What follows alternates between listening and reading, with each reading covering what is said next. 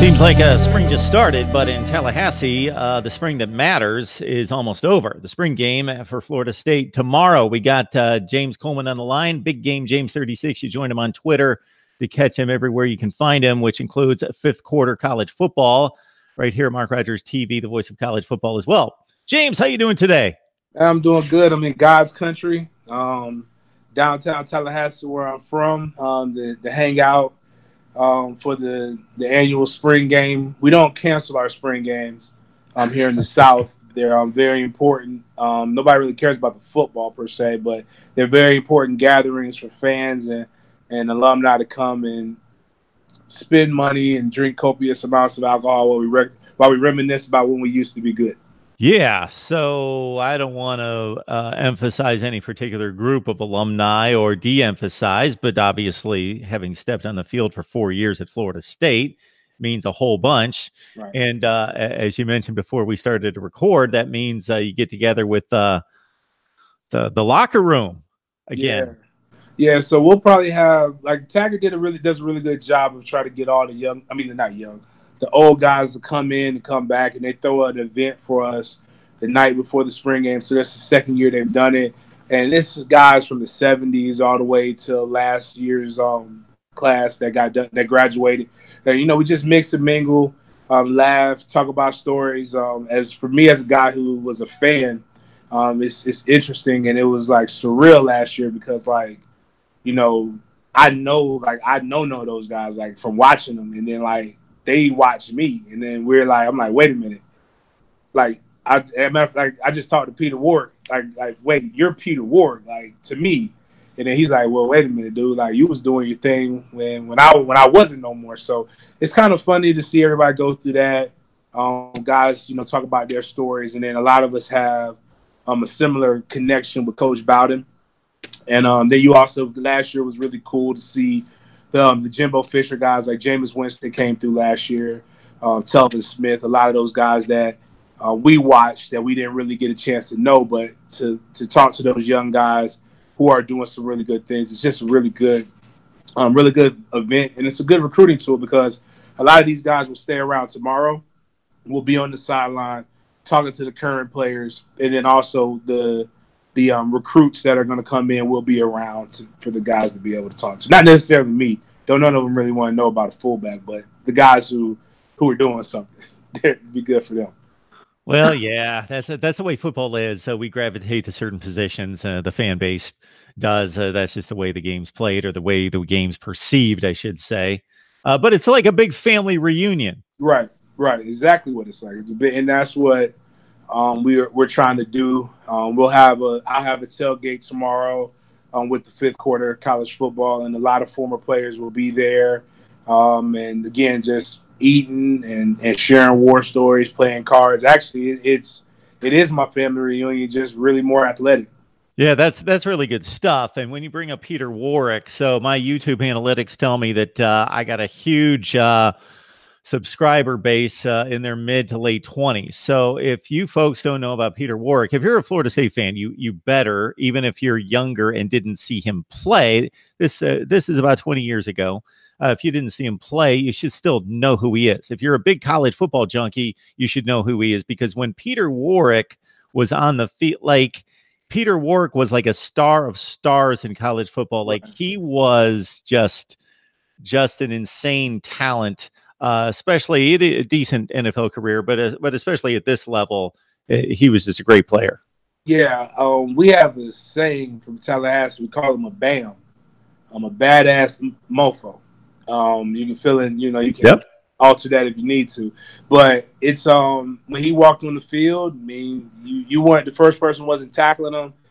It was just he's a career highlight. And the only person two people possibly who are close would be Reggie Bush and probably Percy Harvin from Florida. Those are the only guys that I could give some respect. But I mean, to be honest with you, it's really Dub. Dub is the greatest skill player, wide receiver that have played college football, at least from the way he did it. I mean, obviously, no disrespect to other former NOLES and Fred Biletnikoff and things like that, but Dub did it in a way that very few people have ever been able to do it. So we talk about this all the time, James. You've got a different perspective, having been on the field. That's the big distinguisher. But at the same time, like you mentioned, it's interesting that you were a fan. So a lot of these guys, they play football, but they don't pay attention to it. They don't watch it on TV. Then all of a sudden they're in the recruiting game and they're being focused on by all these big schools. And then obviously they play for one and they've got an allegiance from then on. But for you, it was before, it was during, and then it's after as an analyst and a member of the media. So talk about, as a player, the guys that we respect as fans and media aren't necessarily the same guys that you respect. Now, I'm thinking if you're talking about an all-time great player, even if the guy was a jerk, an ass, whatever, his playing ability still is going to earn respect. But the guys that you give respect to, probably as a player, might not always line up with the fan base. Right. It just all depends on the situation. Like I tell a lot of people, your favorite, the person you hate that you think is a jerk is probably a really good person. The person that you love is probably an asshole. That's just how it seems to be. They know how to play the game real good. But I mean, as far as when it comes to just overall game and things like that, we've had this debate before. And I'll probably do it again because I like stirring up the pot, especially in Seminole Nation, about who's the best Florida State player. And people say Deion, and I mean, I'll be honest with you, Deion's an ass. Phenomenal. I mean, he is one of the best, best corner to ever play. He's still an ass, but he's one of the best corners to ever play. Charlie Ward is the best Seminole to ever put on a uniform. I don't care what anybody says. The only problem with Charlie Ward is you'll never hear Charlie Ward say that. Like, Charlie Ward doesn't know Charlie Ward is Charlie Ward, I believe. Like, God could not have blessed me with the accolades and the talent that Charlie Ward has, because you would know I was Charlie Ward.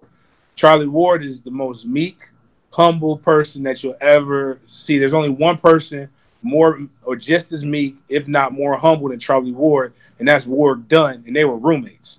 Like, and I had to ask him, I was like, when y'all lived together, did anybody talk? Because neither one of them, in the 3 years that I've gotten to know Charlie really well, I might be able to put 5 pages of words together from what Charlie said. And like I said, Ward Dunn's probably the only person that I know talks less than him. And he played quarterback. So like, you could just imagine how, like I told him, you had to have been there was something that I'm missing. Charlie had to have yelled or cussed at once. Like, but I believe, man, actually, no, he didn't. I know for a fact Charlie did not curse. Charlie is a saint. There's something interesting to me about guys that succeeded at a certain level in multiple sports, that just to think about a guy that's good enough to win a Heisman Trophy playing quarterback, and then he is playing consistently on playoff teams that are going to Eastern Conference Finals in the NBA. To be able to do that is just crazy to me. Yeah, I mean, that's just like, so sex, drugs, and rock and roll, right? That's what everybody knows. But you can say sex, drugs, and sports.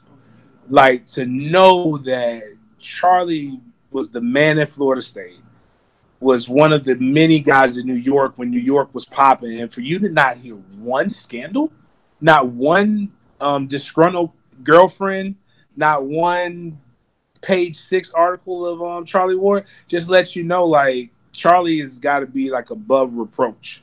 Like, if they rewrote the Bible, Charlie would definitely be like one of the apostles or something like that. Because I don't know how you get out of New York. I've never gotten out of New York unscathed.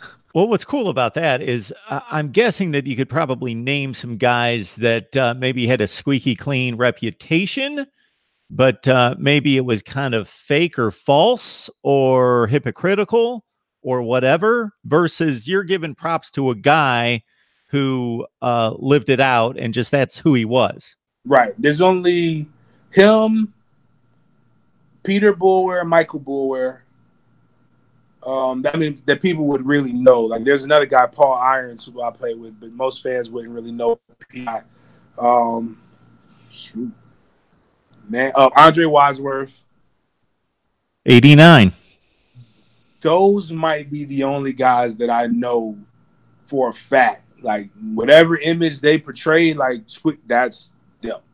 And Mike Bulwer, who I didn't play with Pete or Andre, but I heard the stories of Pete and Andre. I played with Mike, and I know for a fact like Mike was he's married to Jessica Bulwer, formerly Jessica Vanderland, softball superstar at Florida State. And they didn't even kiss until they said I do, which sounds amazing. I personally I didn't make that. That was not, I couldn't last that long. I don't think I lasted the first date.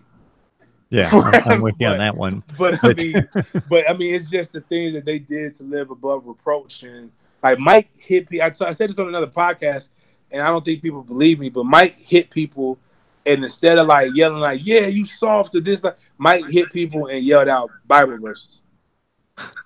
Like it hits you like Philippians 4:13. I can do all things through Christ who strengthens me. I'm like, what? Like it's kind of weird. Like, why are you? Boom, Jesus wept, baby. Like, oh God, like why are you like it just throws you off guard. Like a guy it just demolished you, and now he's praying over your soul. Like it doesn't fit very well in a violent sport.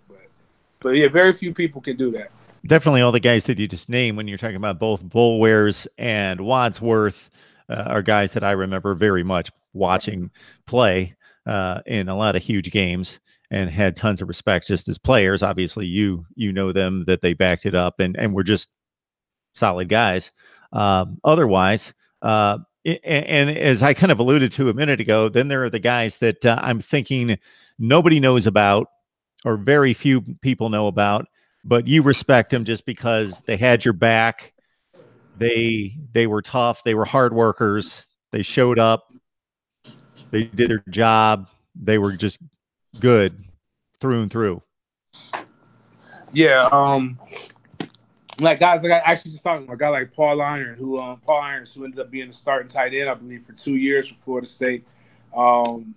Just did everything right. Nothing overly sexy about him. Just really good player, really solid football player. And actually got a chance, like me, got a cup of coffee with the Cleveland Browns for a year, and got cut that second year. Guys like, you'll have plenty. It's a lot of offensive linemen that typically fit that fold. RIP to one of my teammates who just died about a year ago, Bobby Meeks. Todd Williams, those guys who just like Todd Williams is a story. Like he was blindside before everybody got popular with the blindside. Like he was homeless, went in and out of some different things.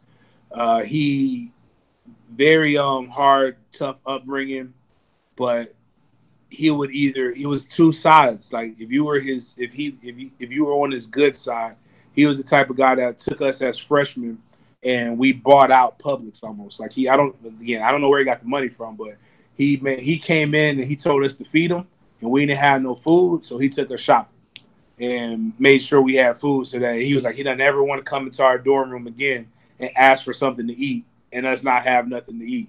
But then he also got mad and he punched the ATM machine, like punched through an ATM machine. So like when you see somebody beat up an ATM machine, that's typically the type of dude that you don't want to really have. You don't want to be on his bad side. I don't care how tough you are, but those things are pretty sturdy. That's something else. Mark Rogers TV, the voice of college football. We bring on the best bloggers, broadcasters, and writers in the industry, including James Coleman, Big Game James 36, Florida State fullback from 2002 through 2005. Join him right there on Twitter, Big Game James 36. Again, I say the best bloggers, broadcasters, and writers. Not necessarily everybody's going to be as good as James, but I believe everybody we bring on here is doing a nice job in delivering content across college football. We're talking Florida State, of course, and we'll get to a little football here. So my big question for a guy that, again, on the field experience versus me, who just watches a ton and played at a much lower level, what can we take from the spring game and certain positions that you're like, okay, well, that's somewhat legitimate football, maybe at about 80%, and that's kind of simulates a game versus now, obviously, for the one example I'll give you to get you started would be for me, a quarterback who majors on escapability and actually has some size and some elusiveness and some skills to get out of trouble. Well, when a fingernail brings him down during the spring game, you can't really measure that or get a good look at how good he is doing what he does well, because that's kind of taken away, for example.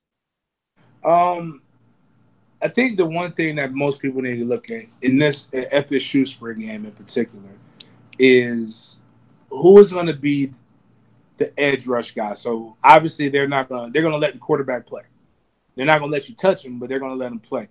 Who is getting an upfield rush? Who is like, can you see when he comes out, he hasn't moved? So like this time last year, we were able to see Brian Burns, and you were able to see a plethora of different moves that Brian Burns was able to do. So that lets you know that Brian Burns could possibly be that next guy. From the D tackle position, who's looking like they're getting some upfield push. Those are the things that you need to look for from there. The corners position is like it's really not the secondary. So we know what Asante Samuels can do, and we hope that he takes that next step. We know what Stanford Samuels III could do. We hope that he goes back and reestablishes his dominance. But it's what can Levonta Taylor act more like LaMarcus Joyner did?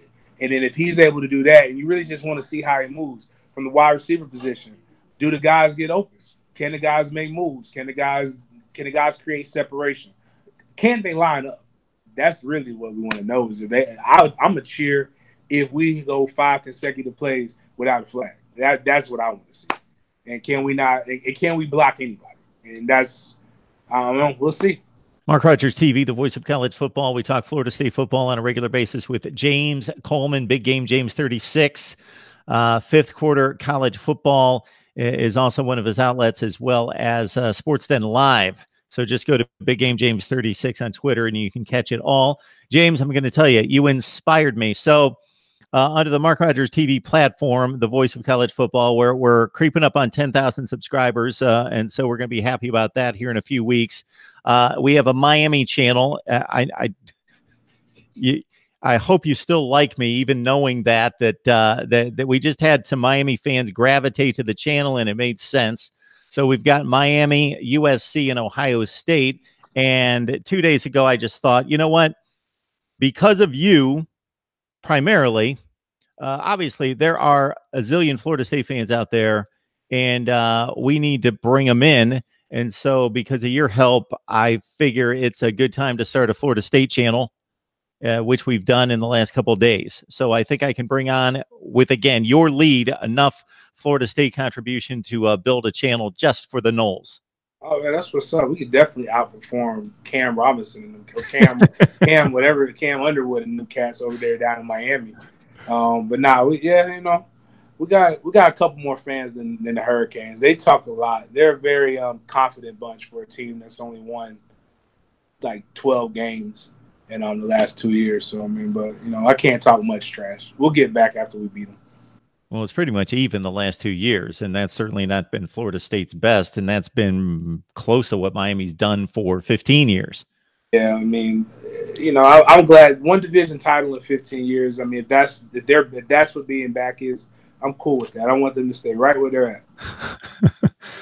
Good stuff. Give me a player, either side of the ball, 2 players, 3 players. I'm not going to limit you, of course, that you're excited to see. Kalen Lamer is my favorite running back and my life coach. If you see a wide ass open hole, hit that bitch. That is, you can take that in any aspect of life, whether it comes to dating, business, football, whatever. Just if you see a wide open hole, hit it. And then defensively, I'm going to joke. His mama's fine. Akeem Dent is the player that I'm really looking at. Hi, Miss Fields. If you listen to Mark Rogers, I'm a fan of you and your son. So hopefully he'll ball out here in the spring, and I think that's a name that everybody needs to know about. Good stuff. James Coleman, fifth quarter college football. Join him there, Sports Den Live. I don't want to cut you off here, James. If there's anything else you think we need to talk about or anything else you want to get off your chest, certainly you got the floor. That's it. If you post this up and y'all need something to do tomorrow for the FSU spring game, come to the fifth quarter tailgate. $15, all you can eat, all you can drink, and at least the game will look a lot better. no matter what. We won't be bored. So come meet some of the dope boys. If not, follow at Fifth Quarter College Football. We're changing the way that people get information about Florida State football from the perspective of the fan, the former player, and media. Other than that, just follow at Big Game James 36. So what you just said, James, makes a whole lot of sense. So what you're saying is same rules apply to the spring game that apply to the club on Friday and Saturday night. More you drink, better that it looks. Yep. On the other side. And when you go, and women drink for free. So if you bring the women, the men will come. Okay, there you go.